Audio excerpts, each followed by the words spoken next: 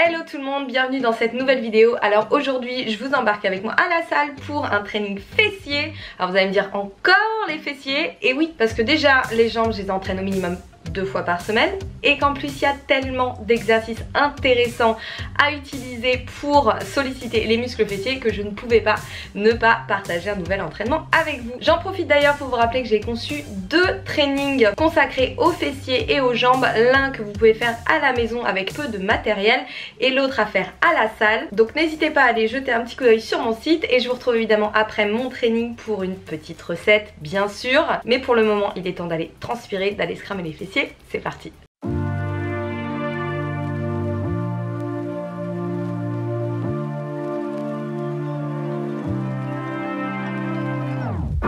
In the stillness somewhere above the city lights, you're falling in love.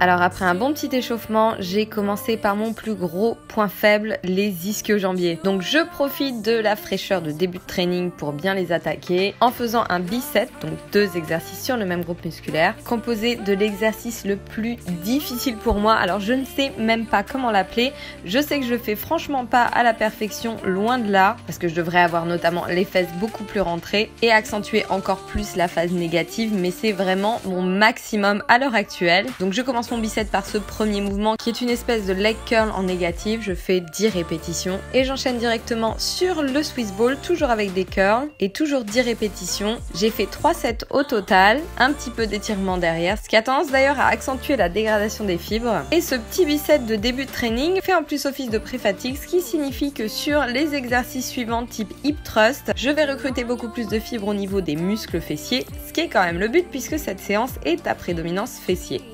Une fois cette petite pré-fatigue terminée, j'ai enchaîné avec un bicep composé de split squat et de goblet squat avec abduction et bande élastique. Alors attention, j'ai utilisé la bande bleue qui correspond à une résistance médium parce que j'avais perdu ma bande rouge qui correspond à une résistance forte. Néanmoins, si vous utilisez les bandes Fort Trainer, je vous recommande fortement d'utiliser la bande rouge qui sera beaucoup plus intéressante en termes de résistance sur ce mouvement parce que là, c'était un petit peu trop facile. Donc sur ce bicep, j'ai effectué 10 répétitions pour le split squat, suivi de 15 squats avec abduction. J'ai ensuite répété les mêmes séries avec la jambe gauche sans récupération, puisqu'une jambe récupère lorsque l'autre travaille. J'ai fait au total 3 biceps alternés et si vous avez besoin de davantage d'indications concernant notamment le split squat et d'autres mouvements que vous voyez dans cette vidéo, vous avez mes booty series sur cette même chaîne YouTube dans lesquelles je vous donne tous mes petits conseils pour réaliser vos mouvements correctement. Je vous remets également ma séance en barre de description et si vous êtes à la recherche d'un bon programme fessier à réaliser à la salle, n'oubliez pas que vous avez mon programme Objectif Brazilian Butt sur lequel j'ai beaucoup travaillé pour vous proposer les meilleurs outils possibles pour bien travailler vos fessiers et avoir de bons résultats. Je me suis ensuite installée pour un autre bicep qui demande un petit peu de mise en place puisque vous avez besoin d'un banc, d'un step, de placer une mousse sur la Smith bar. Donc il s'agit évidemment de la version guidée du hip thrust qui est une extension de hanche. Donc pour rappel, les grands fessiers sont extenseurs de hanche et sur cette version guidée, vous avez vraiment de très bonnes sensations puisque vous n'avez pas à stabiliser la barre. Donc vous pouvez vraiment focaliser sur l'engagement de vos fessiers. Donc lorsque vous faites le mouvement, prenez votre temps, ne prenez pas votre élan et surtout assurez-vous d'engager les fessiers au maximum lorsque vous remontez. Donc comme je le dis souvent, imaginez que vous cassez des noix avec vos fesses et vos abdos sont super serrés. Donc lorsque vous montez, vous ne cambrez pas et votre nombril est bien poussé vers l'intérieur. Pour le placement, vous avez à peu près le bas des omoplates au bord du banc et vos genoux sont au-dessus de vos talons. J'utilise une bande extra forte cette fois-ci pour augmenter la participation de mes muscles fessiers. Évidemment, le but est de la maintenir sous tension, donc de garder les genoux écartés au cours du mouvement. Pour ce bicep, j'ai donc fait 10 hip thrusts suivis de 20 fentes alternées. Donc ce sont des fentes 3D. Je croise ma jambe pour augmenter l'étirement de mes petits et moyens fessiers. Je porte un haltère devant moi en gobelet, ce qui m'oblige à engager davantage mes muscles posturaux. Sur ces fentes 3D, le but est de bien garder le genou avant en ouverture au-dessus de la cheville. Et petite astuce pour augmenter le travail de vos fessiers, poussez bien dans votre talon et sur l'extérieur de votre pied. Dernier bicep de la séance, il s'agit cette fois-ci de sumo squat surélevé pour pouvoir augmenter l'amplitude avec une kettlebell suivie d'extension de hanche avec bande élastique, toujours avec la même kettlebell. Sur le sumo squat, l'intérêt du step est donc, comme je vous le disais, d'augmenter l'amplitude du mouvement. Donc attention, si vous effectuez cet exercice, à descendre suffisamment bas et notamment à avoir suffisamment de souplesse et de mobilité au niveau des hanches. Je vois malheureusement trop souvent des personnes et même des coachs faire cet exercice avec des personnes qui n'ont soit pas la mobilité de hanche nécessaire pour descendre suffisamment bas, ou tout simplement en n'ayant absolument aucune idée de l'intérêt des steps puisqu'elles ne descendent pas plus bas que la hauteur du step. Donc attention, utilisez les steps si vous êtes déjà très à l'aise sur du sumo classique, ce qui signifie que vous êtes capable de garder les genoux en ouverture, le bassin poussé vers l'arrière. Et d'ailleurs, si vous remarquez, je ne remonte pas complètement pour maintenir mes fessiers sous tension, puisque dans ce cas, il n'y a absolument aucun intérêt à contracter les fessiers en haut du mouvement, n'ayant aucune force qui les maintienne sous tension. Par contre, lors des extensions de hanche avec bande élastique, cette fois-ci, la résistance s'accentue lorsque je remonte. Donc dans ce cas, il est nécessaire et très intéressant de serrer les fessiers en haut du mouvement. Pour le sumo, je fais 10 répétitions sur un tempo relativement lent en allant chercher la profondeur et l'étirement. Et sur les extensions de hanche, je fais 15 répétitions avec un tempo un petit peu plus rapide en maintenant bien la contraction en haut du mouvement pour engager les fessiers au maximum. Je vous rappelle que toutes mes bandes élastiques viennent de chez Fortrainer. Je vous mets le lien en barre de description. Et d'ailleurs, j'ai une bonne nouvelle à vous annoncer si vous êtes sur Paris. Je vous en dirai un petit peu plus dans ma prochaine vidéo. Mais en tout cas, ce que vous prépare Fortrainer risque d'être vraiment sympa. J'ai fini ce bon training par des abdos et des handstands. D'ailleurs, dans ma prochaine vidéo, je vous montrerai ma routine handstands du moment. Je pense avoir fait quelques progrès. Et pour les abdos, je me suis fixé un nouveau challenge, celui d'avoir le dragon flag. Alors, c'est ultra dur. Pour l'instant, je ne suis capable de travailler que sur la phase négative et encore, je ne l'ai pas complètement. Je crois que c'est un des exercices ultimes pour les abdos, pour le centre du corps. C'est aussi super dur pour les bras, c'est très contraignant pour les cervicales. Donc ne vous lancez pas là-dedans si vous avez des fragilités. Et donc comme d'habitude, je vous tiendrai au courant de mon évolution. Je ne sais pas du tout à quelle vitesse je vais progresser, mais en tout cas, c'est bien fun et surtout, ça travaille à mort.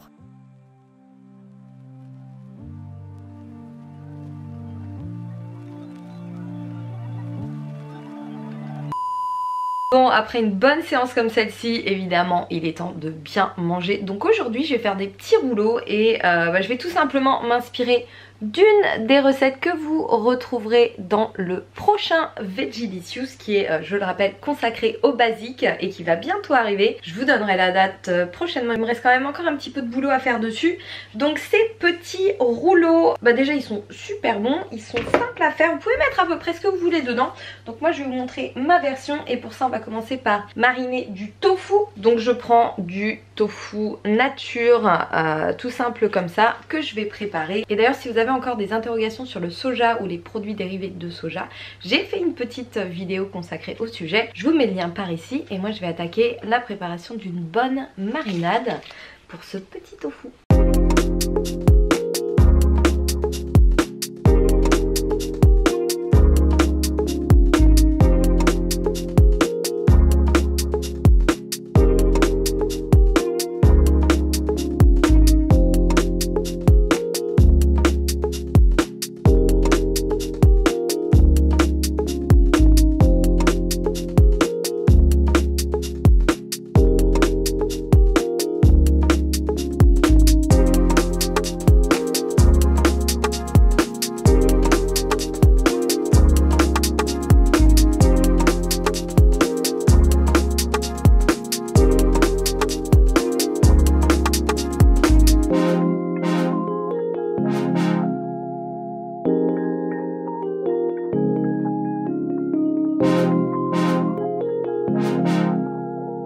Alors mon tofu est prêt à passer au four, il a bien mariné, je l'ai saupoudré de gomasio. Par contre, je sais pas, j'étais complètement tête en l'air. J'ai coupé des petits cubes au lieu de faire des lamelles, c'est quand même beaucoup moins pratique pour faire des rouleaux, des maquis, etc. Donc ne faites pas comme moi, soyez un petit peu plus concentrés. Je vais mettre ça au four pendant à peu près 15 minutes. Hop. Et comme je commençais à avoir un petit creux, je me suis fait des petits bâtonnets de carottes avec du cream cheese végétal évidemment. Donc j'ai testé la recette hier et autant vous dire que c'est super bon. Donc elle fera partie de mon book numéro 2, Vegelicious. Regardez ça. D'ailleurs vous êtes nombreux à m'avoir demandé ce que je mangeais quand j'avais une petite fringale ou mes snacks en général. Les bâtonnets de carottes c'est quelque chose dont je raffole et avec un petit cream cheese comme ça c'est encore meilleur. Sinon avec du hummus ou juste nature comme ça avec un filet de jus de citron, c'est très très bien. Donc là pendant que le tofu cuit, je vais préparer la garniture de mes rouleaux. On a du chou rouge, de la salade, carottes, concombre, mangue, avocat et des herbes fraîches. J'ai pris du basilic et de l'amande parce que j'adore les deux, donc je pense que je vais faire 2 rouleaux de chaque.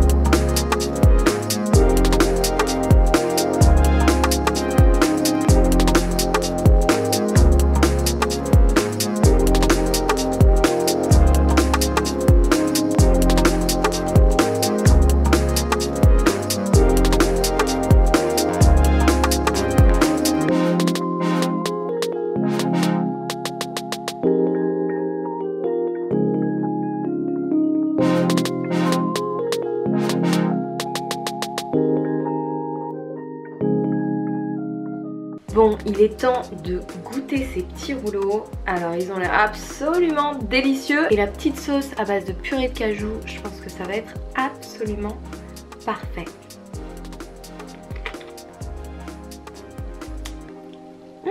Ah, c'est frais, c'est trop bon. Donc là pour un plateau comme ça, vous en avez à peu près pour 500 calories, sauce comprise, dont environ 25 grammes de protéines. Donc c'est plutôt pas mal. Et pour les beaux jours c'est vraiment bien parce que c'est frais, c'est savoureux. Et puis en fait vous pouvez mettre tout ce que vous voulez dedans. Moi j'ai pas mis de vermicelle de riz parce que en termes de glucides je préfère rester sur des légumes.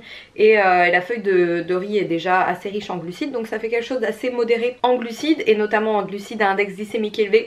Donc voilà, un petit plat diète, bon, super sain, à tester. Pour faire les rouleaux, faut choper le coup de main. Alors il y a des feuilles de riz un petit peu plus grandes, moi là j'en ai pas trouvé, mais c'est vrai que si elles sont un peu plus grandes c'est quand même un petit peu plus facile. Bon, je mange ça et je vous retrouve juste après. Voilà, je vais vous laisser là pour cette vidéo. J'espère que je vous ai pas trop donné faim. Je vous retrouverai la prochaine fois je pense pour une journée complète dans mon assiette avec les macronutriments. Et avant de vous laisser, je voulais juste vous préciser une petite chose. Les recettes, je les fais de A à Z pour les vidéos, mais en général, j'ai toujours des ingrédients de prêt dans mon frigo, que ce soit du tofu ou n'importe quelle source de protéines déjà préparée, et surtout des légumes, des céréales, de manière en fait à ce que ça prenne le moins de temps possible pour me faire des méga salades, des Buddha bowls, des bons petits plats, des rouleaux comme ça, comme je viens de faire. Donc s'il y a bien quelque chose que je vous recommande fortement, c'est dès que vous préparez quelque chose d'en faire toujours toujours un peu plus pour pouvoir l'inclure dans vos repas suivants. Et tout ce qui est matières premières, légumes, céréales ou féculents et sources de protéines, c'est quelque chose que vous pouvez faire et qu'a priori vous avez de grandes chances de manger. Donc même si au début parfois on a quelques petites pertes parce qu'on voit un petit peu trop grand ou qu'on se retrouve à manger dehors ou peu importe, au fur et à mesure vous allez prendre l'habitude, vous allez juger un petit peu, adapter les quantités en fonction de votre consommation journalière et vous verrez que ça deviendra beaucoup plus simple. Donc faites la démarche au départ de préparer toujours un petit peu plus en avance. Encore une fois, ça deviendra une bonne habitude et vous allez voir que ça va vous simplifier énormément la vie au niveau alimentation. Moi, je suis là pour vous rendre les choses les plus simples possibles tout en vous aidant à opter plutôt pour des alternatives les plus saines possibles et surtout à vous faire plaisir, ça vous le savez bien. Et dans tous les cas, que ce soit à l'entraînement ou dans votre assiette, n'oubliez pas pourquoi vous entreprenez ces démarches-là, pourquoi vous faites l'effort de vous entraîner, pourquoi vous faites l'effort de passer un petit peu plus de temps dans votre cuisine, à lire les étiquettes, à acheter des produits moins transformés. Ça, vous le faites non pas parce qu'il faut le faire, vous ne vous entraînez pas pour correspondre aux critères qui sont imposés par les réseaux sociaux par exemple, vous le faites pour vous, vous le faites pour vous sentir bien, pour améliorer votre santé, pour améliorer votre image de vous-même, pour repousser vos limites parce que ça c'est quelque chose qui a un impact extraordinaire sur votre développement personnel, mais en aucun cas vous ne le faites parce que c'est une contrainte. Donc gardez bien ça à l'esprit. Moi je vais continuer à vous donner un maximum de conseils, un maximum d'idées et encore une fois je vous remercie de me suivre, je vous remercie de me soutenir, vous êtes une super communauté, j'espère qu'elle va continuer à s'agrandir encore et encore et moi je vous laisse comme d'habitude, prenez soin de vous, entraînez-vous bien, mangez bien et je vous dis à la prochaine.